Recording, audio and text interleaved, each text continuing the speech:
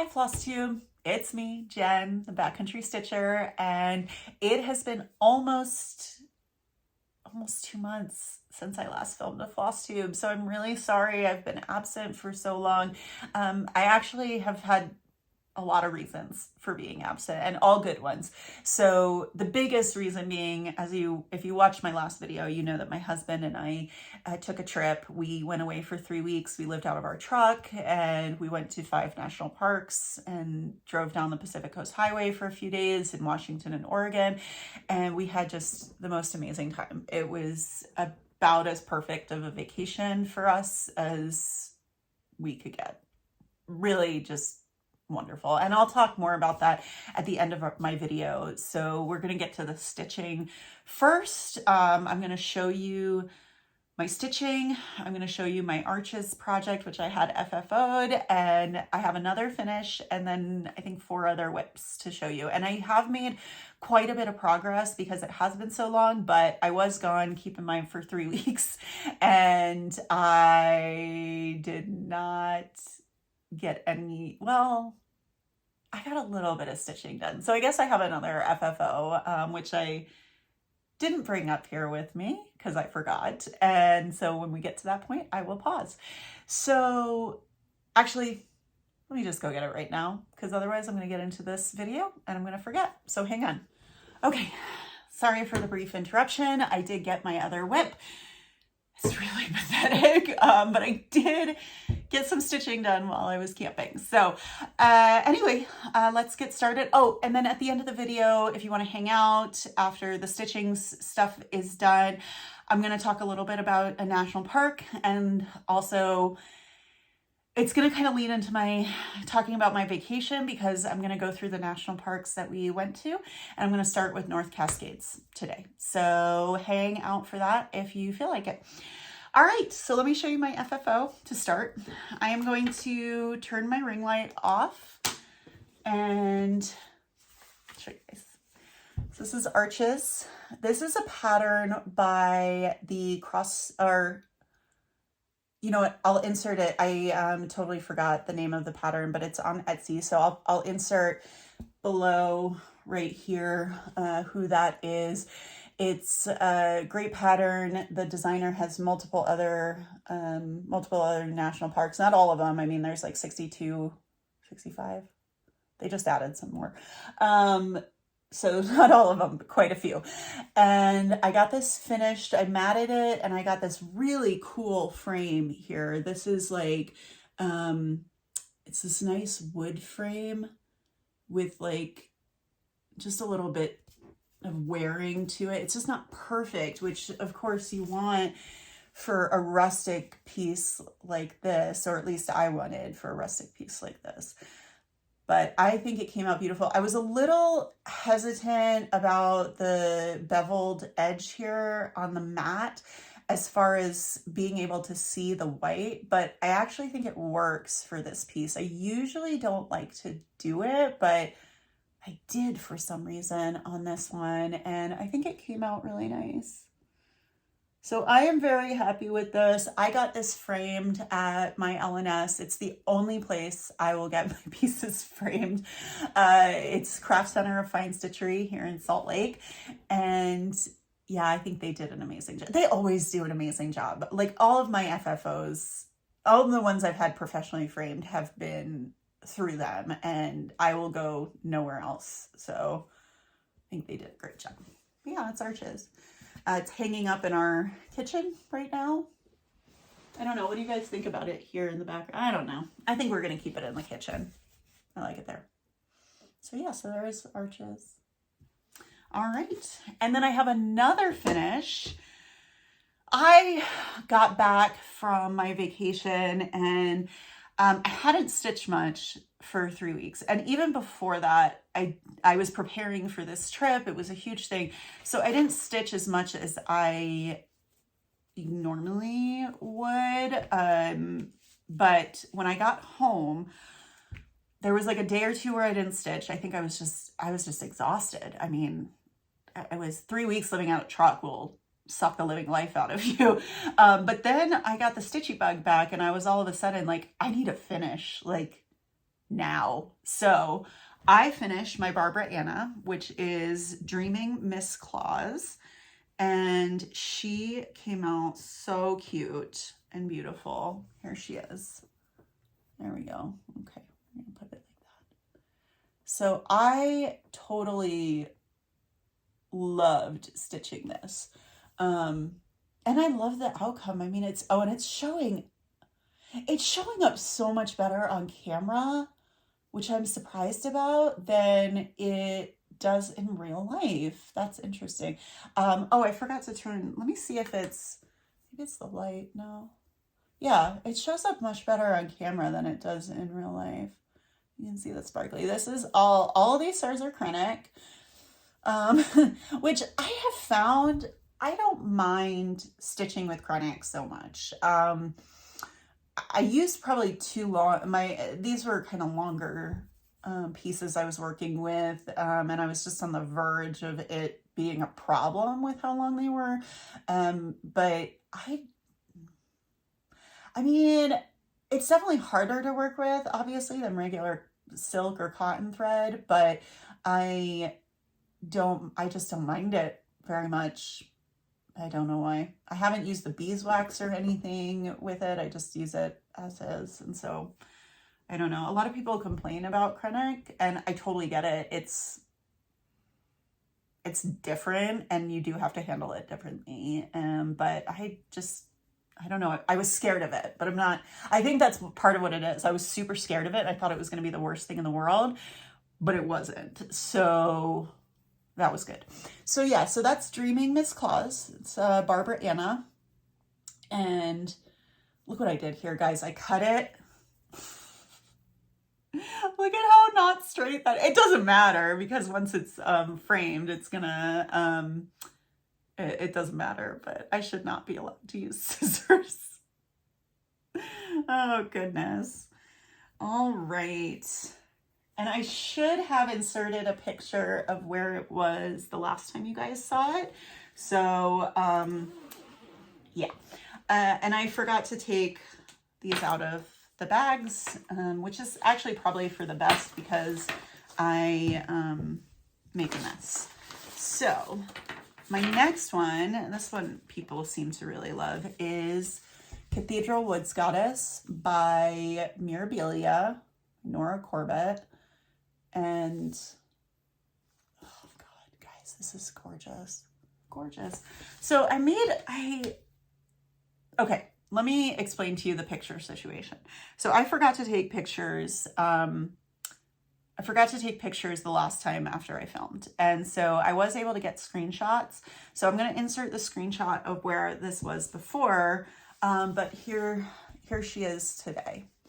So I can't remember. It's been, like I said, it's been like 2 months since I filmed. So I can't remember exactly where I was, but I'm pretty sure I got her arm in. This may be new. No, I had this, I'm pretty sure. But all of this in her hair, look at that poof in her hair. I don't know what you call it. I love it. But I'm pretty sure her arm wasn't done. So I think I did her arm and her poof, and we'll have to look at the comparison photo to figure out what else I did. But I'm loving her. And she has a lot of Krennic too, which thankfully I don't mind working with. It's not, it's just not the worst thing in the world. I don't know what's going on with her hand down here. There's like these 2 random stitches. I think they're going to be part of a branch, but it's going to look better once it's back stitched. And then these are like leaves wrapping around her arm, which I think are coming out really pretty. This is one of the Karen water lilies. I forget which color. It's the 060 or slate. Really loving that color. It's got like purple and gray in it. It's gorgeous. This one, the copper 137 of the Karen water lilies, it's like this brown. This one, I'm finding that there's color variations between the blocks of color, but not as much like within the blocks of color. I don't know how to describe it. It's just not as variegated as I thought it would be. So, but it's still beautiful. It's a beautiful color. Absolutely love working with it. And the thread is just like butter. Love it. By the way, do you guys know, is it variegated or variegated? Because I seem to hear it both ways, and I don't know. I don't know which one it is. So variegated versus variegated. Does anyone know? It might be hard to leave it in the comments, but maybe spell it out phonetically for me if you know. All right. So that was Cathedral Woods Goddess. And my next one is Scenic. What is it called? Scenic Farm by Dimensions. And this is a regular Dimensions kit. It's not a gold collection, which I've done mostly gold collections and Dimensions. So it's kind of nice every now and then to just do a regular Dimensions kit. They're still difficult. They're still, they still use blends and half stitches. They still use a lot of, and French knots and specialty stitches sometimes, but they're not truly full coverage. They use the fabric as a background for some of the piece, and you'll see that here. And I actually ironed it for you guys yesterday. So here we are. Last time you guys saw this, and I'll insert one of my screenshots from the last time, but the last time you guys saw this, I'm pretty sure I had the tree and this forest back here done, which is all just blended thread, but it makes a really nice like autumn forest look. And I'm pretty sure I had this done and some of this, but I just added in more, not a lot, honestly. I'm pretty sure these bushes are new. And then there's like this stuff down here is new. This light blue is so close to that white fabric, but this is all going to be dead space here, or negative space, I guess you would call it. So this is all going to be negative space, and that's just the snow. So I've really stitched quite a bit of this, like, I guess you would call it a panel. I just kind of made up where I stopped over here, or over here. And yeah, I like it. I really like stitching on this. It's quite straightforward. I've stitched on so many Dimensions kits in my life that I don't, like, this is like an easy one for me because it's not full coverage, which is so nice. It's really nice to take a break from that. Okay. So it was Scenic Farm, and I'll probably work on that. I'll probably work on that in the next couple of weeks. And, oh, let me show you my full coverage. So I haven't worked on Warrior Kitty for a while. I think I need to pick him back up. There hasn't been a specific reason I haven't worked on him other than I had to take him off of the scroll frame, which I have, I have one of the scroll frames. It's like an arabesque or arabesca. I don't think you can get them anymore because, or at least right now, because they're from Ukraine, to the best of my knowledge. I don't see them on Amazon anymore, but I have this scroll frame that has these snaps, so you can snap stuff in and out. It's not like this. It's not like my dragonfly where you have to sew it in. And so I took it out of the scroll frame. I don't remember why. I had a reason for it. I don't remember what that was. So I just have to put him back on the scroll frame. Is it? But I did work on Disintegration. So this is an artwork by Stephanie Pui-Mun Law, and which I think is how you pronounce it. So we're going with it. By Stephanie Pui-Mun Law. She has a bunch. This is charted by Heaven and Earth Designs. She has a bunch of patterns on there. They're all gorgeous. And here we are. As usual, it's a giant pain in the butt to show this to you guys without where I can't see it, but There we are. So I finished, well, I didn't finish, like I got more, this antenna is finished. This antenna, I got more of that, and I did get some more of this ring with 5 million colors in it. And then I got a really good start. I think the last time I had kind of started the eye, but I didn't get this far into it. So, yeah. And I'm doing, oh, and sorry guys, I forgot to mention, I got my nails done. And I'm sorry if they're distracting. I know they're bright red, but I don't have to do surgery for a little while. So I decided to get my nails done. And I got them red to match my car, that my old vintage Triumph that my husband is trying to fix up for me. So that's why they're red. But anyway, back to the stitching. So I got more of the eye done. I'm really digging how this is coming out. Now, when I hold it up close for you guys, it looks so pixelated. I hate how it looks when I hold it up close on camera. But when you step back, I mean, it looks like a painting. I have mixed feelings about these charts. I'm going to be honest with you. I love the effect. Love it. I mean, that's made with thread, you guys.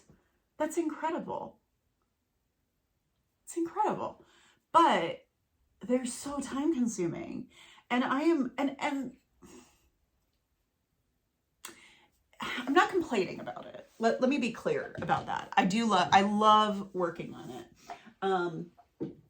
But I do also love finishing things. I am definitely a finisher at heart, which these Heaven and Earth designs, I know people do finish them. I see it on the internet, on Facebook and Instagram, people finish them. But it takes forever. Although some of people, I saw one, they finished a pretty big HAED, and they had done it in less than a year, which I was like, that must have been the only thing you were stitching on, because there's so much confetti in the dragonfly. I mean, in the dragonfly and the ring. Now the background is not very confetti heavy. It's definitely blended, so you still have to count.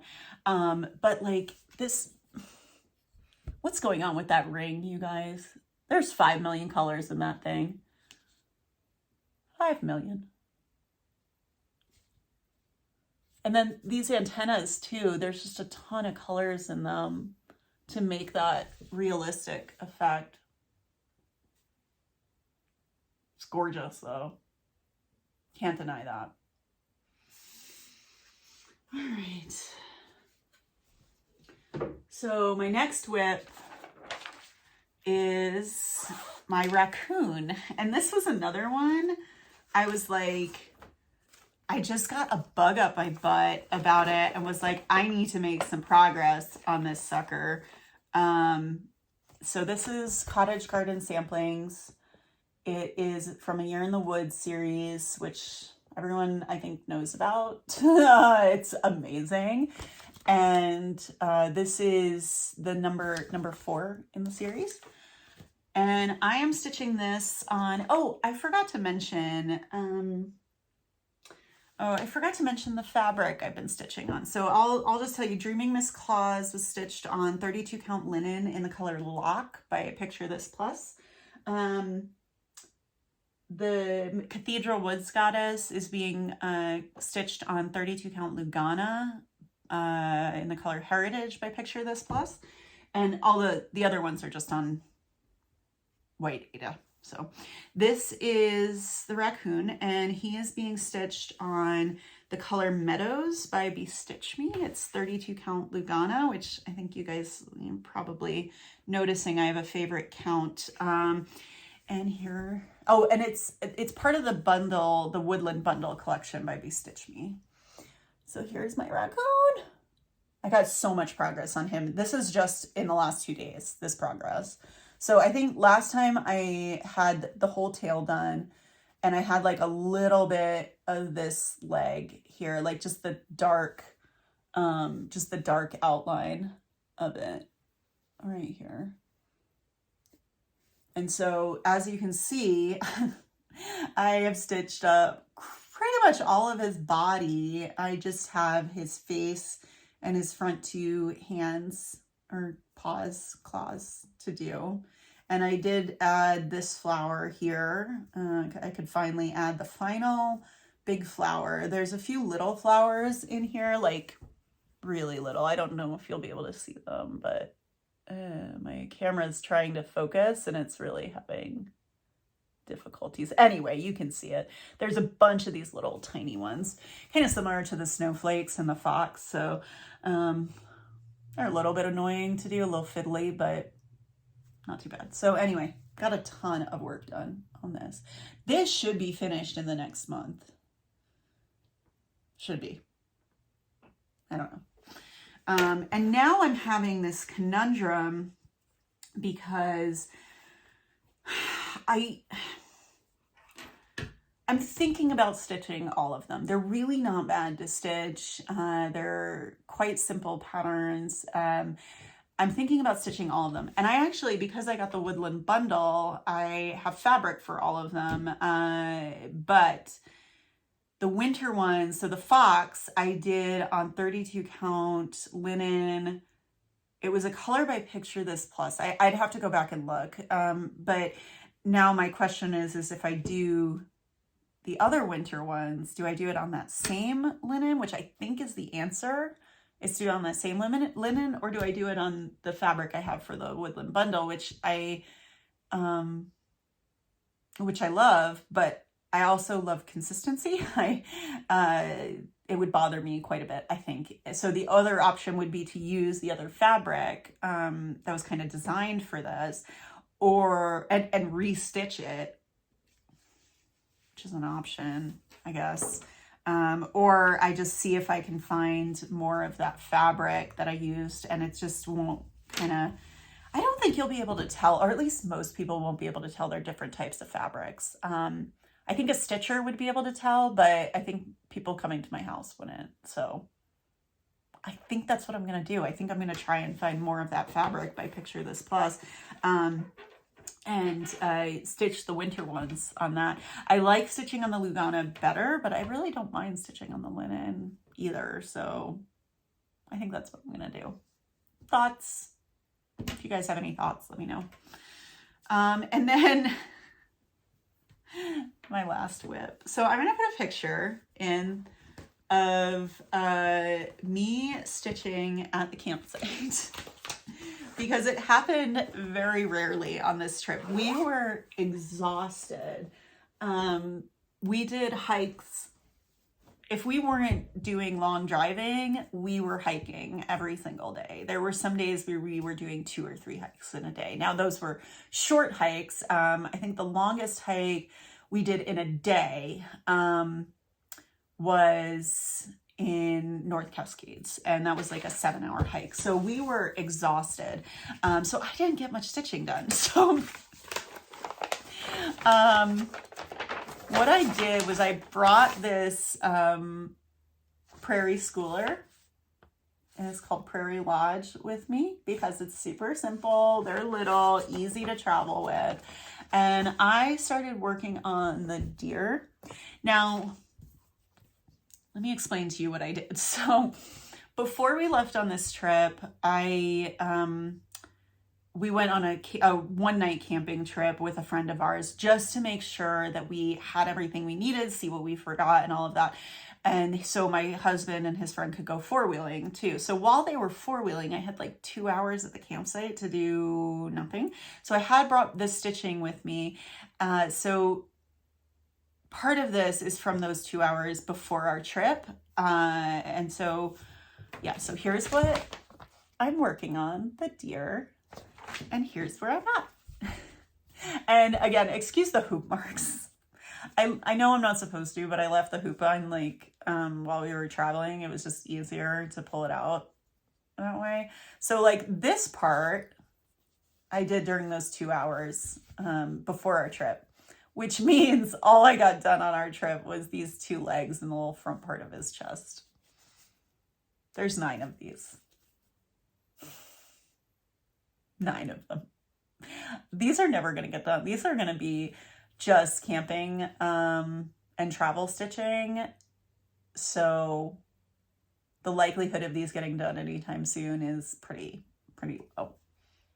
But I'm going to still use it. I think they're great for camping. I mean, you know, the color, it's oatmeal. Sorry, this is, I can't remember if this is 16 or 18 count. I have to use my little tool to figure it out, but it's oatmeal Ada. And so it's got kind of this little dirty appearance, not dirty, but like mottled. I don't know. So it's not a huge deal if it gets dirty. I feel like, because it's not like if this was white, it would show up. So yeah. So there's my deer from the Prairie Lodge. So that is all of my whips. I don't have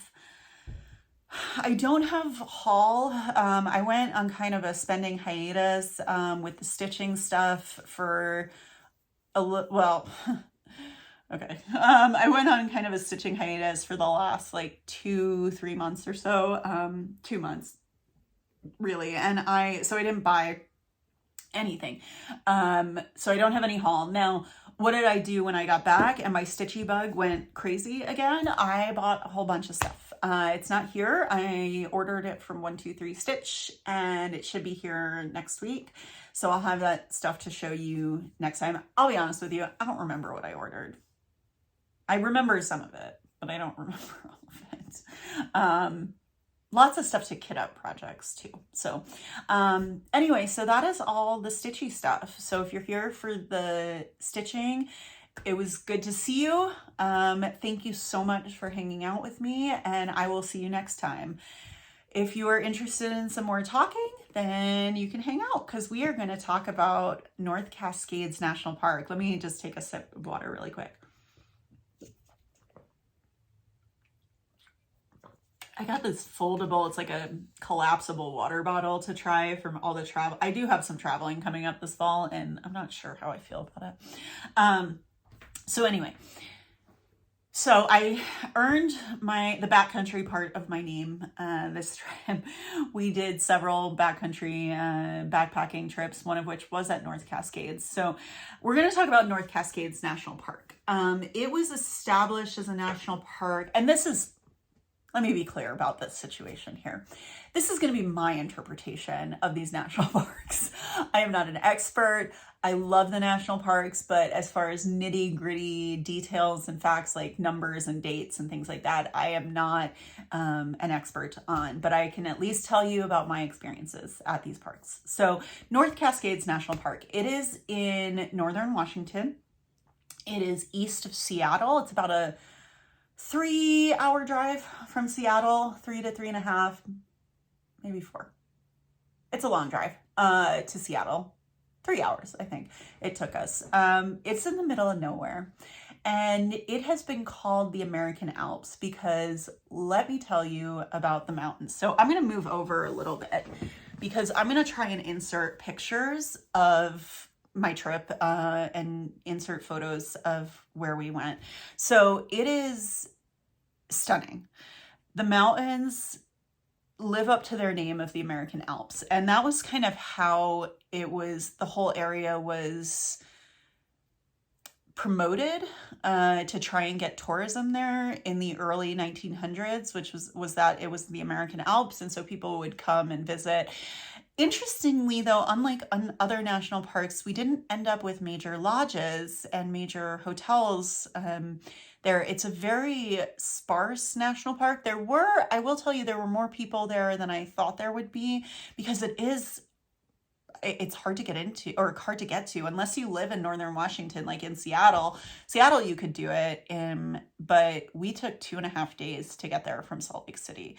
So there's not a lot of like tourism stuff there, but they did have people come visit. Now, here's the interesting part about North Cascades. It's actually split up.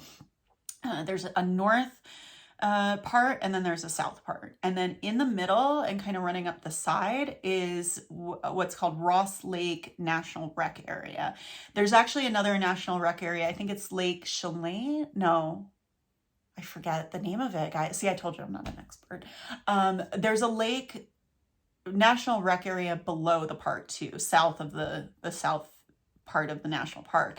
So they call it the North Cascades National Park Complex, or it's run, everything is kind of run together.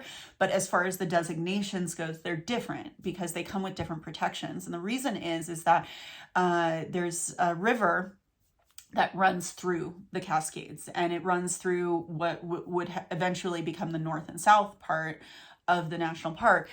And in between that river, before it was designated as national rec area, national park, any of that, it was there were a couple of dams built, and to provide hydroelectric power. There was also tourism coming because people were coming to, not Ross Lake, I'll tell you about that in a second, but they were coming to the other lake, Diablo Lake, for doing just, they could swim and have floats. You can't have motor boats in there, although I don't know if you could before. You might have been able to. So they didn't want, when all of this came about of trying to designate it as a national park, people, the locals, and obviously the electric companies were really worried about what would happen to this Ross Lake and Diablo Lake area. They were afraid it was going to hurt the economy. They were afraid they wouldn't be able to do the hydroelectric dams. So what they ended up doing is they split up the park. So the dams created Diablo Lake, which is like this beautiful, beautiful aqua green color. I don't even know how to describe it. It's just amazing. And then they created Ross Lake with the other dam. So there's two lakes there in the National Rec area. Now, Diablo Lake is relatively easy to access. There's actually a campground that's kind of on Diablo Lake, which I imagine is hard to get a campsite on. We didn't camp there. We camped at another campground. And so Diablo Lake's pretty easy to get to. Ross Lake, not so much. So Ross Lake is an adventure to get to. And if you follow my Instagram, you may have gotten a little idea, or if you see me on Facebook or whatever, or Instagram, you may have a little idea of what we did. So there's camping along Ross Lake. It's backcountry camping. It's primitive camping. And the problem is you have to get to these campsites mostly by boat. You can hike to them, but it's a nightmare. It's miles to get to these sites. But you have to get to these sites by boat. So what did my husband and we had one night where I couldn't get a campground reservation, which is okay. I mean, we camp in national forests and stuff like that all the time, but we decided brilliantly that we were going to do a backcountry campsite. We were going to go backpacking off of Ross Lake. Well, there's two ways of doing that. You can hike down. There's actually, I should start too, there's a resort on Ross Lake that's been there forever. I don't even know how. And it's impossible to get into for a variety of reasons. But yeah, it's impossible to get a site. You can be added to the wait list at the beginning of every year, but good luck.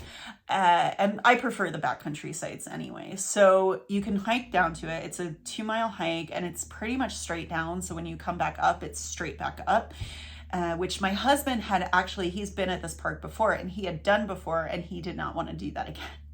So what did we do?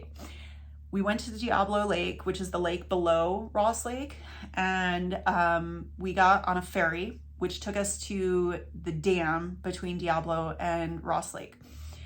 From there, the resort that's on Ross Lake has a pickup truck, like a big flatbed pickup truck with not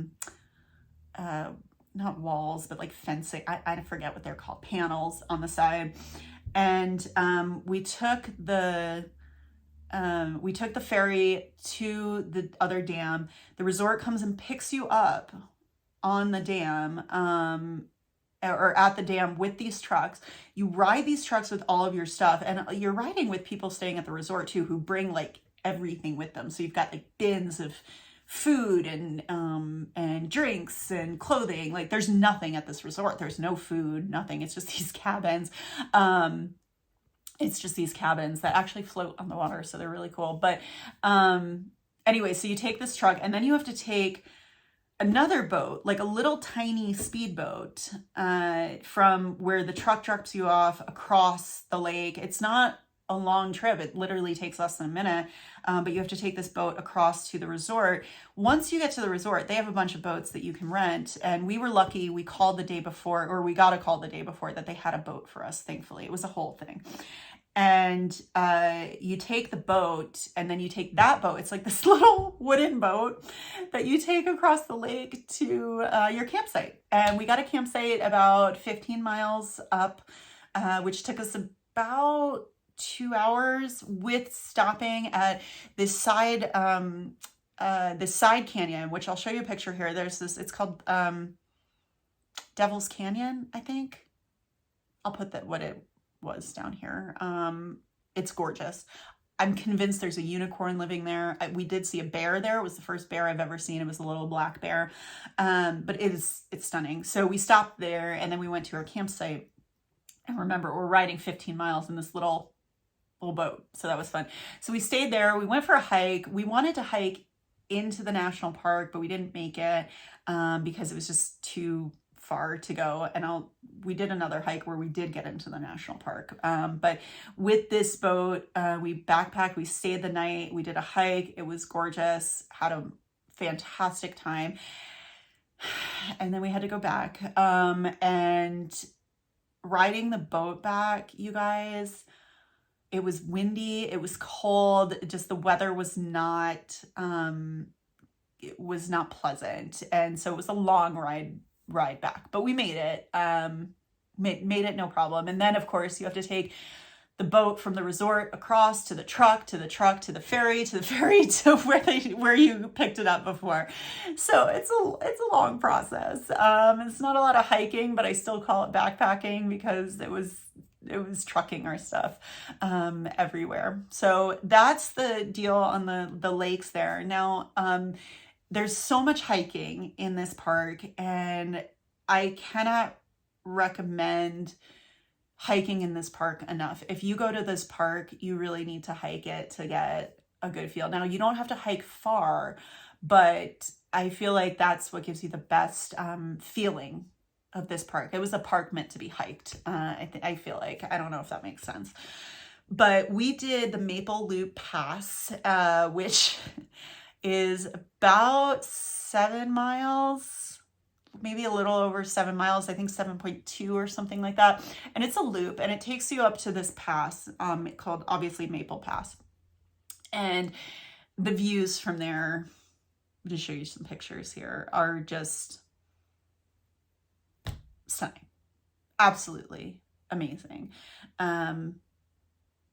It was a hard hike. It took us about 6 hours to do, which actually for us is not bad. We usually average, when we're backpacking, we usually average about 1.5 miles per hour.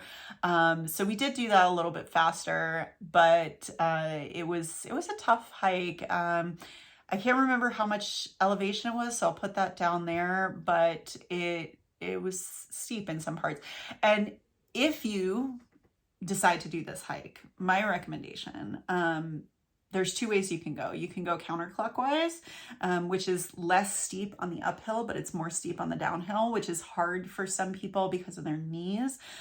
Or you can do it clockwise and go up the steeper part and then come down a more gradual, which, depending on your hiking style and what you prefer, that's whether you do counterclockwise or clockwise. I think some people actually went up on the counterclockwise side and then went down the same side too. That's another thing you can do. We did the whole loop. So we did a couple other hikes while we were there. It was beautiful. We saw a glacier when we were backpacking and loved it. And yeah, so North Cascades, really recommend it. If you can day hike it. If you have the ability to go backpacking, I would absolutely recommend backpacking in this park. You don't have to boat to backpack. There's regular hiking backpacking in this park too. So yeah, it's a beautiful park. I think it was created in the late 1960s, early 1970s, maybe late 1970s. I don't know. It's one of the more recent parks, I guess, so to speak. And it was absolutely beautiful. It's a pain in the butt to get to, I'm not gonna lie. If you want to go and you're not from Northern Washington, fly into Seattle. You have to fly into Seattle, rent a car, and then drive like 3 hours. And then definitely recommend trying to get a campsite in advance. I did it probably 6 or 7 weeks before our trip, and I was very lucky. We were able to get a campsite. Yeah, so North Cascades National Park, 2 thumbs up, definitely recommend. So thank you all for being here with me. Next time I will hopefully have some, not hopefully, I will have some more progress on my whips, and we will talk about my next park I'm going to talk about is Olympic National Park, because that is where we went to second on our trip. So I'm not going to give you guys the whole spiel about our 3-week trip in one video. That would just, it would take a very long time. So, and I got to save some stuff for other videos, right? So I will be back. I'm going to, I may not be back in 2 weeks, you guys. I'm sorry. I think it might be 3 weeks. I have, I've been off of work for a month. I've been on leave for a month. And I go back to work on Tuesday. I work for a week. And then the next week after that, I'm at a conference. I'm at the veterinary dental conference. So that weekend where I would be filming normally, I will be in Reno. So I think I'm going to have to wait until the week after. So it's going to be probably about 3 weeks until you see me again. But thank you for joining me, and I hope you enjoyed the video, and let me know what you think. Leave me a comment. I'm always happy to hear from you guys, and I will see you soon. You take care. Bye.